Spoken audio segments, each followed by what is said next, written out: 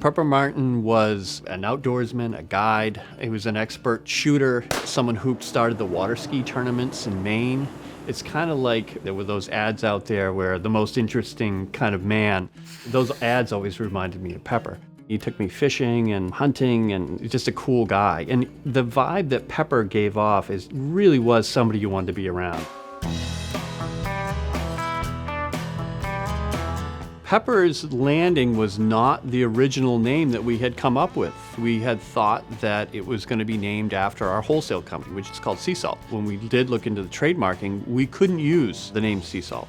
When we were talking to the branding group, the first thing they said is, well, we thought about salt and we thought pepper, salt and pepper, like maybe there's a way to play off of that. And that sparked, hey, wait a minute. We've got a pepper here that might work perfectly.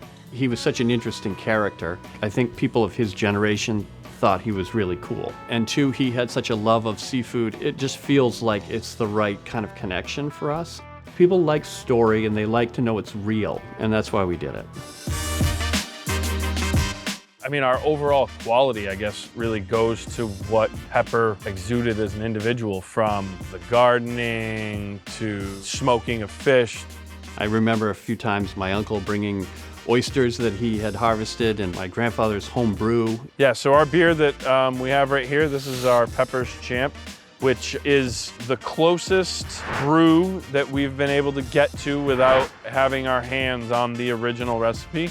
I remember asking for the recipe when I was in my early 20s, and Pepper telling me that he was only going to give the recipe away one time. This was a really popular beer. I mean, there was a lot of people that followed and enjoyed this beer.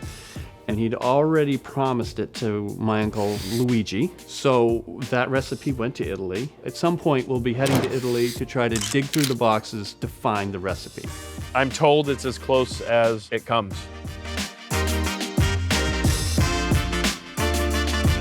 I remember going to the coast of Maine with him and delivering picnic tables that he had built for some of those lobster shacks, and thinking, wow, that's really cool. He's the guy that made these tables and chairs that people are sitting at to eat. Yeah, I think about that every time we put the picnic tables out, like, oh yeah, Pepper would have loved this.